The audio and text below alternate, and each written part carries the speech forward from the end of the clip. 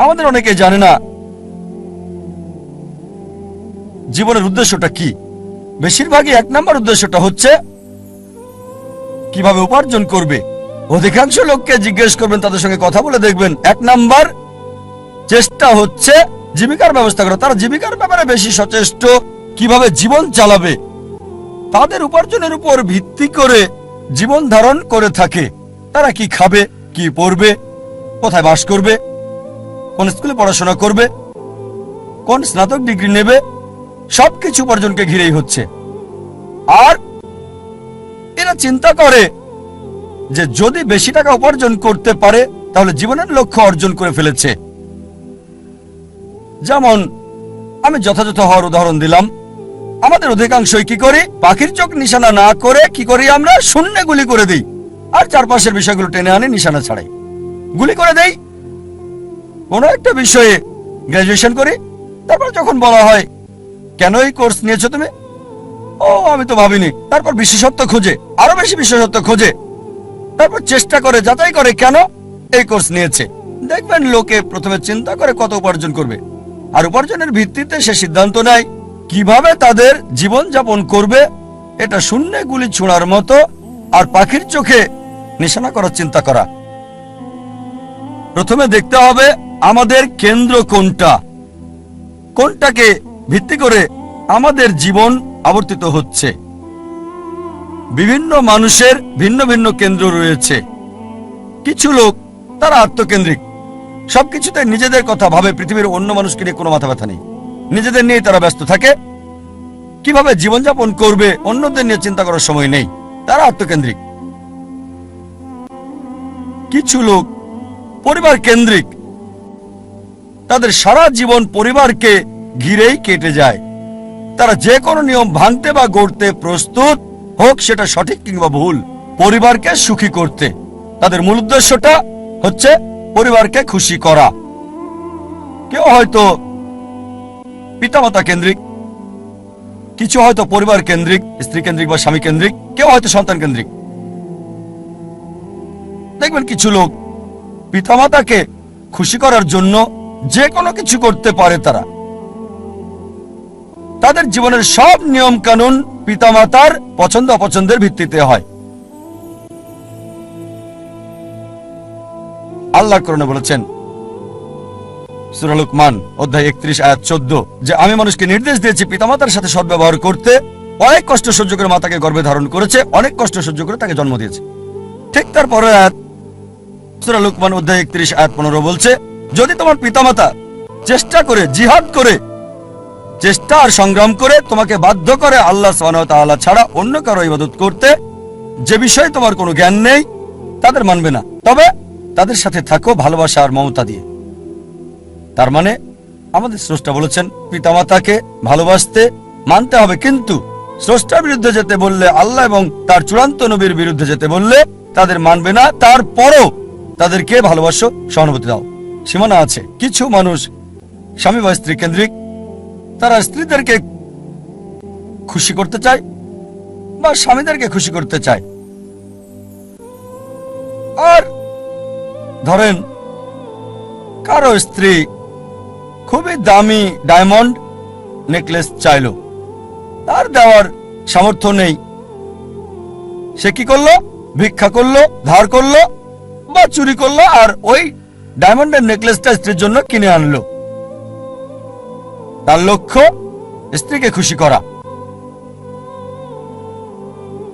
কিছু লোক সন্তান কেন্দ্রিক, সন্তানদের খুশি করতে চায়। অনেক সময় দেখা যায় হয়তো কারো ছেলে বিদেশে গিয়ে লেখাপড়া করতে চায়, সে যে বিষয়ে ভর্তি হতে যাচ্ছে সেটা অপ্রয়োজনীয়, এটা তাকে দুনিয়াতেও সাহায্য করবে না, আখিরাতেও সাহায্য করবে না। তারপর কারণ ছেলে বিদেশে পড়তে চায়, এই লোক সম্পত্তি বন্ধক রাখে এবং ছেলেকে আমেরিকাতে পাঠায় আর বলে আমার ছেলে তো আমেরিকায় পড়ছে, যদিও তার লক্ষ্যটা হচ্ছে সে ছেলেকে আমেরিকাতে পড়াবে। আসলে উদ্দেশ্যটা কি? জীবনটা কোন কেন্দ্রিক? কিছু লোক যারা হচ্ছে সমাজকেন্দ্রিক। আমরা জানতে চাই আমাদের পরিবারের বাইরের লোকজন কি চিন্তা করে, এভাবে পুরো জীবনটা সমাজকেন্দ্রিক হয়ে যায়। কিছু লোক প্রতিবেশী কেন্দ্রিক, প্রতিবেশীর সাথে প্রতিযোগিতায় লিপ্ত। একটা গল্প মনে পড়ে গেল। একসময় একজন ফেরেশতা এসে এক লোককে বলল, আমি তোমার উপর খুশি, তুমি যা চাইবে আমি তোমাকে তাই দেব, তবে একটা শর্ত, যা তুমি চাইবে আমি তোমাকে সব দেব, তবে তোমার প্রতিবেশীকে দেব তার দ্বিগুণ। লোকটা বলল, একটা রোলেক্স ঘড়ি আমার চাই। ফেরেশতা তাকে রোলেক্স ঘড়ি দিয়ে দিল। প্রতিবেশী দুটো রোলেক্স ঘড়ি পেল। লোকটি বলল, একটা মার্সিডিজ গাড়ি আমার চাই। ফেরেশতা তাকে মার্সিডিজ গাড়ি দিল। প্রতিবেশীকে দুটো মার্সিডিজ দিল। লোকটি বলল, একটা সুন্দর বড় বাংলো চাই। ফেরেশতা তাকে সুন্দর বড় বাংলো দিল। তার প্রতিবেশীকে দেওয়া হলো দুটো সুন্দর বড় বাংলো। লোকটি পরে বলল, দয়া করে আমার শেষ ইচ্ছাটা তুমি পূরণ করে দাও। কি সেটা? আমার একটা চোখ তুমি নষ্ট করে দাও, যাতে কিছু আমি চোখে না দেখতে পাই।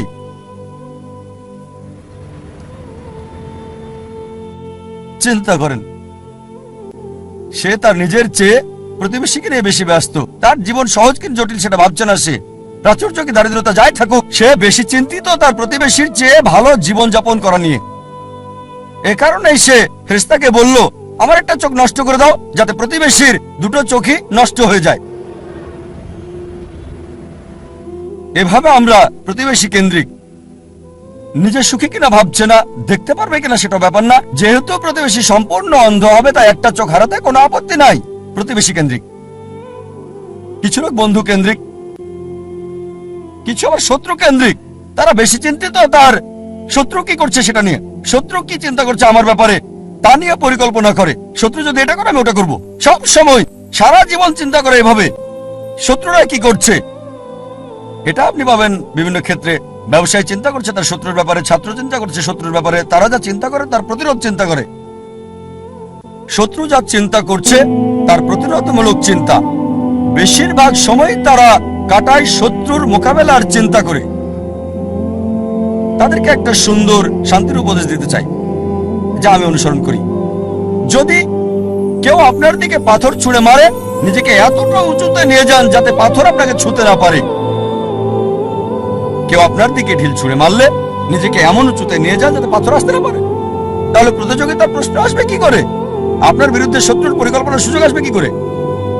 আরেকটা উপদেশ, যদি কেউ ইট ছুঁড়ে মারে আপনার দিকে, এই ইট দিয়ে ঘর তৈরি করেন আপনি।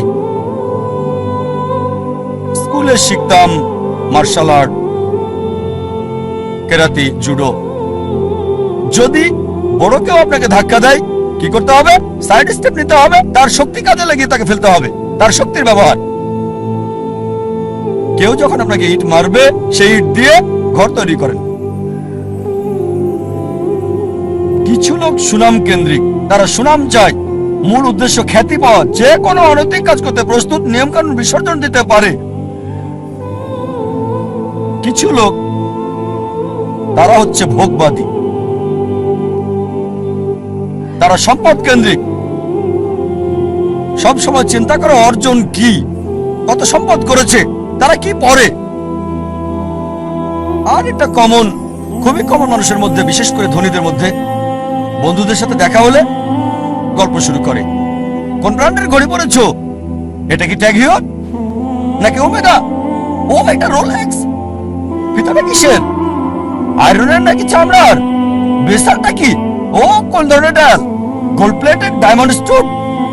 ও কারুকাজ করা, পার্টি ফিল্ম। ধনী লোকদের অধিকাংশেরই এটা একটা ঘড়ি থাকে না, অনেকগুলো ঘড়ি। আর চিন্তা করে, ঠিক আছে আজকে ঘড়িটা পরলাম, পরের দিন পরবো না বন্ধুদের কাছে যাওয়ার সময়। এভাবে চিন্তা করে সময় পার করে কোন অনুষ্ঠানে কোনটা পরবে। একইভাবে এরা গাড়ির ব্যাপারেও কথা বলে। তোমারটা কি গাড়ি? বিএমডব্লিউ, মার্সিডিজ, মার্সি, Rolls Royce, Maybach, Bentley, designer. এভাবে সময় কাটায়। প্রায় করে থাকে, যেহেতু এটা তাদের আইডেন্টিটি। এই ঘড়ি না পড়লে তাদের কে চিনবে? এই গাড়িতে না চড়লে, মার্সিডিজ বা বিএমডাব্লিউতে না চড়লে তাদের কে চিনবে? এটা আইডেন্টিটি। বড় শহরগুলোতে দেখবেন লোকদের কমন চিত্র। ধনী লোকদের দেখবেন তারা কথা বলে, আপনার ঘড়ি কি, কোন শিপের মালিক, উঁচু লেভেলে কোন জেটের মালিক, আমার ব্যক্তিগত জেট আছে, কতগুলো ইঞ্জিন। লোকজন হয়তো ভাববে আমি কিভাবে এসব খুঁটিনাটি জানি ঘড়ির ব্র্যান্ডের ব্যাপারেও। আপনারা জানেন আমার পেশা, আলহামদুলিল্লাহ, সৌভাগ্য বা দুর্ভাগ্য, আমি যে পেশায় আছি আমি সব শ্রেণীর লোকদের সাথে মিশি, একেবারে ভিখারি থেকে রাজা পর্যন্ত। আল্লাহ আমাকে দয়া করেছেন, ভালো অথবা মন্দ আমি চারপাশের লোকদের সাথে মিশি, ভিখারি থেকে রাজা পর্যন্ত। আর যে সুযোগটা আমি পাই কোন বস্তুবাদীর সাথে যখনই কথা বলি, আমি চেষ্টা করি দাওয়াত দেই, তাদের বলি তোমার ঘড়ির দাম হয়তো $1000 বা $10,000 অথবা $1,00,000, আমার ঘড়ি আমি যেটা পড়ছি এই ঘড়িটার দাম মাত্র $1400, $30 কম। অনেক বছর ধরে ব্যবহার করছি, ভালো সার্ভিস দিচ্ছে, একেবারে তোমারটার মতোই। সাধারণ ঘড়ি, দাম মাত্র $1400। আলহামদুলিল্লাহ, আল্লাহ দয়া করেছেন, আমি যেগুলো নাম বললাম অধিকাংশ ব্র্যান্ডই উপহার পেয়েছি, সবগুলো ব্র্যান্ডই উপহার পেয়েছি। এই সবগুলো ওমেগা, রোলেক্স অনেক পেয়েছি। আর আমি নবী মুহাম্মদ সাল্লাল্লাহু আলাইহি ওয়াসাল্লামের পথ অনুসরণ করেছি। আমি অন্য দায়ীদের দিয়ে দেই, আমার স্টাফদের দিয়ে দেই, যাতে করে আমি খুতুয়াতুশ শয়তান থেকে দূরে থাকতে পারি। অনেক সময় অনেক উপলক্ষে আমাকে নিমন্ত্রণকারীরা তাদের ব্যক্তিগত জেট প্লেন আমার জন্য পাঠায়, ব্যক্তিগত জেট প্লেন আমাকে নিয়ে যাওয়ার জন্য তারা পাঠিয়ে দেয়। এমন অনেকবারই হয়েছে। চিন্তা করেন, জেট প্লেনের খরচ শুধুমাত্র একজন মানুষের জন্য, পাইলটদের পেমেন্ট, এয়ার হোস্টেসের পেমেন্ট, এয়ারপোর্টের ভাড়ার খরচ। তাই আমি তাকে বললাম এটা সবচেয়ে ভালো হয় যদি একটা ইকোনমিক ক্লাস টিকিট পাঠান। আলহামদুলিল্লাহ, আল্লাহ আমাকে দয়া করেছেন, আমার পরিবারকে রহমত করেছেন, মাশাআল্লাহ। এই সব গাড়ি কিনতে পারবো, ফার্স্ট ক্লাসে ভ্রমণ করতে পারি, আলহামদুলিল্লাহ। কিন্তু আমি একজন দায়ী, তাই আমি তাকে বললাম এত টাকা খরচ করার চেয়ে বরং একটা ইকোনমিক ক্লাস টিকিট পাঠিয়ে দেন, চলে আসব, বাকি টাকা অন্য কোথাও দান করে দেবেন আল্লাহ সুবহানাহু ওয়া তাআলার পথে। আয়োজকেরও মাশাআল্লাহ নিয়ত স্বচ্ছ হওয়ায় আমাকে বললেন যে আমার জেট প্লেনে কাকে আমি আনতে পাঠাবো, আর কে উত্তম আল্লাহর পথে দায়ী ইচ্ছে। আমি তাকে বললাম ইনশাআল্লাহ আপনার নিয়ত যেহেতু সহি, ইনশাআল্লাহ আল্লাহ আপনাকে পুরস্কার দেবেন। তার নিয়ত ছিল আল্লাহর পথে দায়ীর জন্য ভালো ব্যবস্থা করা, আল্লাহ তাকে পুরস্কার দেবেন।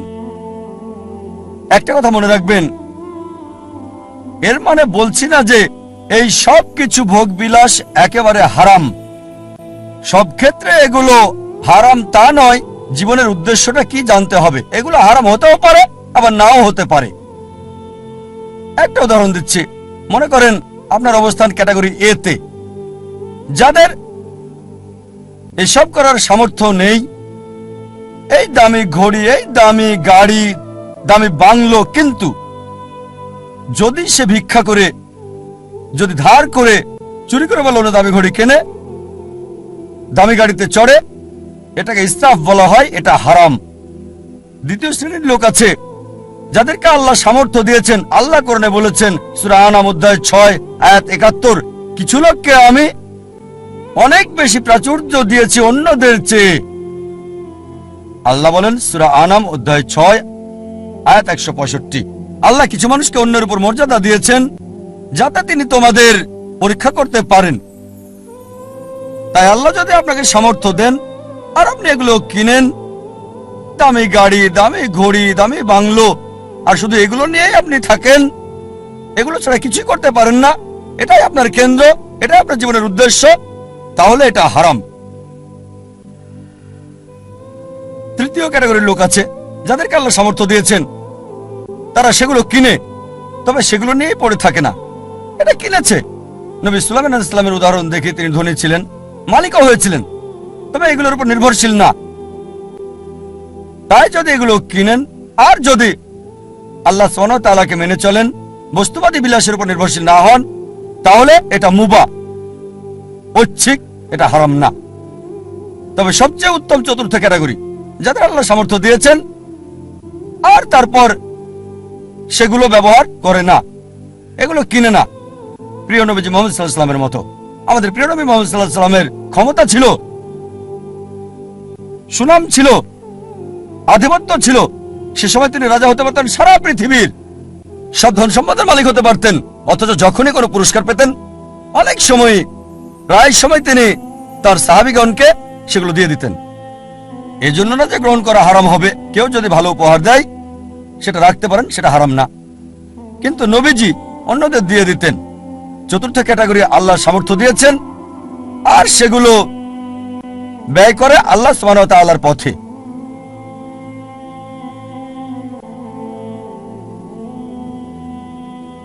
আমাদের গন্তব্য নির্ধারণ করতে হবে, আমাদের কেন্দ্র কোনটি।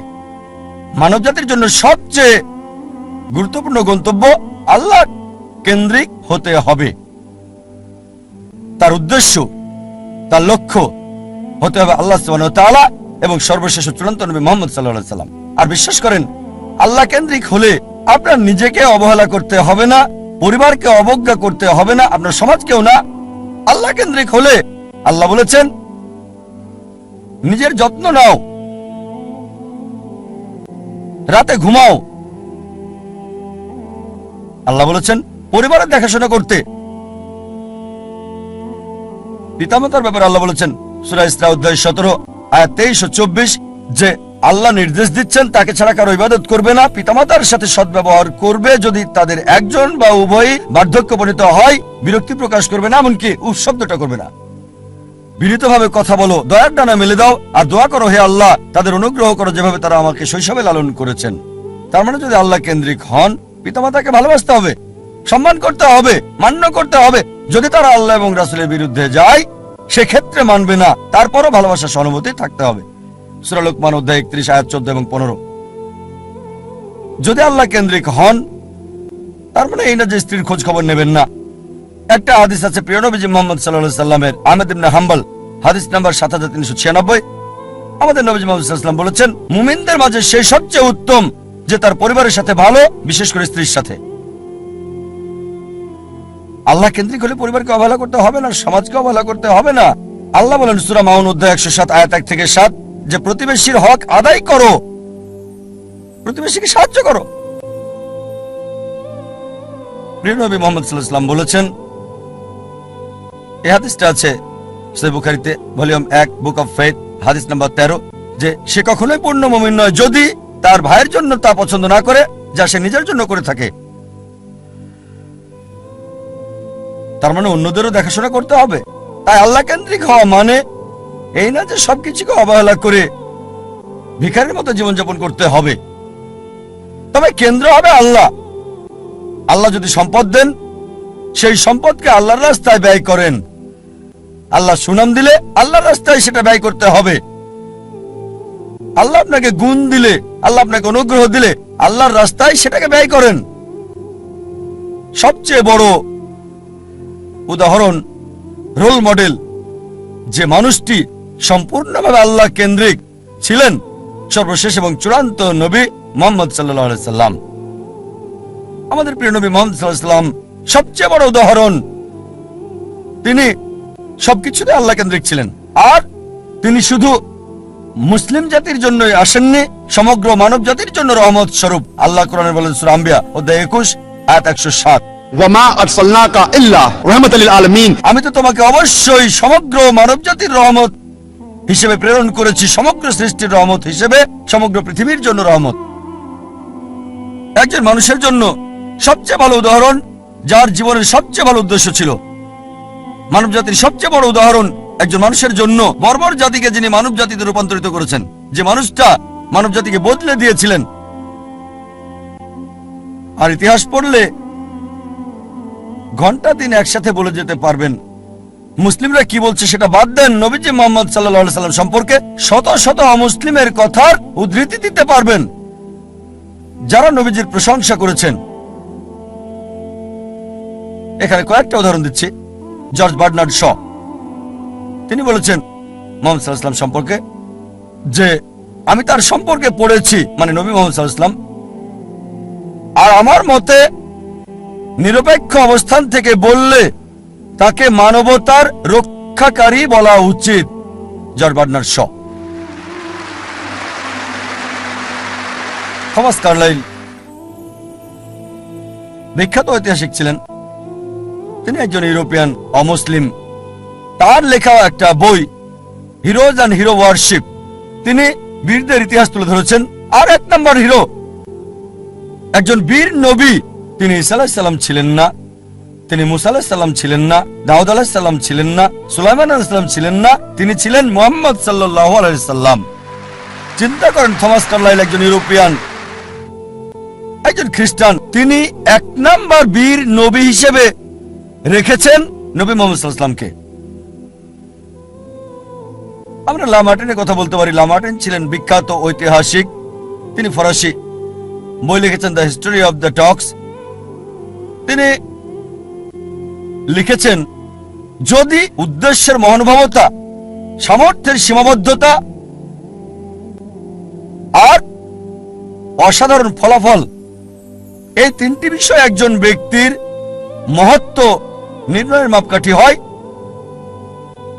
আধুনিক ইতিহাসে কাউকে পাওয়া যাবে না যে নিজেকে তুলনা করবে নবী মুহাম্মদ সাল্লাল্লাহু আলাইহি ওয়াসাল্লামের সাথে।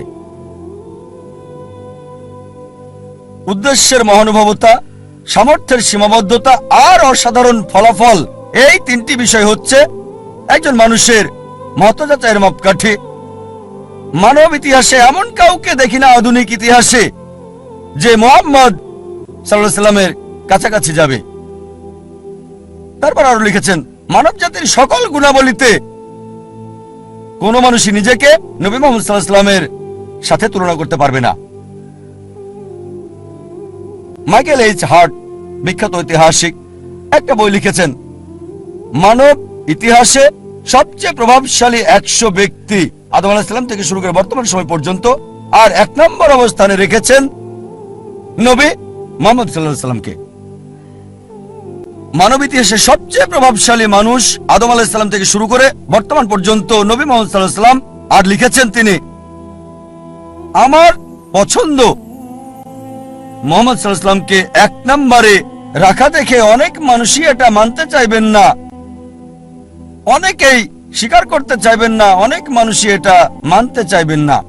তবে যে কারণে আমি নবী মুহাম্মদ সাল্লাল্লাহু আলাইহি ওয়াসাল্লামকে এক নম্বরে রেখেছি তা হলো তিনি ইতিহাসের একমাত্র ব্যক্তি যিনি ধর্মীয় ক্ষেত্রে সফল মানুষ ছিলেন, পাশাপাশি অন্যান্য ক্ষেত্রেও।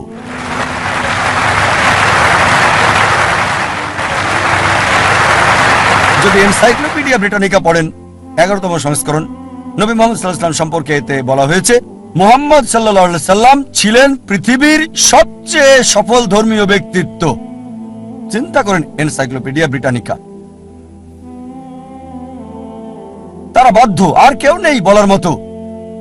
তারা সত্য বলতে চেয়েছে, চেষ্টা করেছে, তাদের সত্য বলতেই হবে, কারণ আল্লাহ কোরআনে বলেছেন সূরা ইসরা অধ্যায় 17 আয়াত 81, وقل جاء الحق وزهق الباطل إن الباطل كان زهوقا। যখন সত্য মিথ্যার বিরুদ্ধে দাঁড়ায়, মিথ্যা ধ্বংস হয়ে যায়, আর মিথ্যার ধ্বংস অনিবার্য। আল্লাহ কোরআনে বলেন সূরা কালাম অধ্যায় 68 আয়াত 4, নিশ্চয়ই নবী মুহাম্মদ সাল্লাল্লাহু আলাইহি সাল্লাম উত্তম চরিত্রের উপর অধিষ্ঠিত।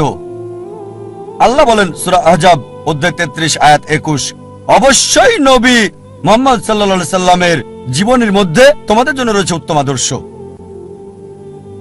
নবী মুহাম্মদ সাল্লাল্লাহু আলাইহি সাল্লাম জীবনের সকল ক্ষেত্রেই সফল ছিলেন, কেবল ধর্মীয় ক্ষেত্রে নয়, রাজনৈতিক ক্ষেত্রে সফল, নিরপেক্ষতার ক্ষেত্রে, সুষ্ঠু জীবনযাপনের ক্ষেত্রে তিনি এতই সফল ছিলেন যে তার প্রত্যেকটা কাজই আমাদের জন্য অনুসরণীয়।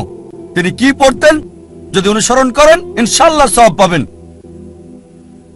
আদেশ করেছেন আর নিজেও টাকনুর উপরে কাপড় পরতেন, যদি টাকনুর উপরে কাপড় পরেন ইনশাআল্লাহ পুরস্কার পাবেন।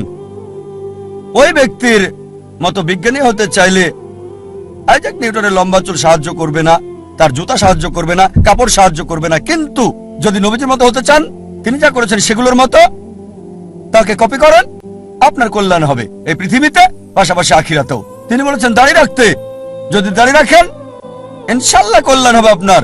নবীজি যা করেছেন জীবনের সকল ক্ষেত্রে সফল ছিলেন তিনি, সবচেয়ে উত্তম রোল মডেল সব মানুষের জন্য।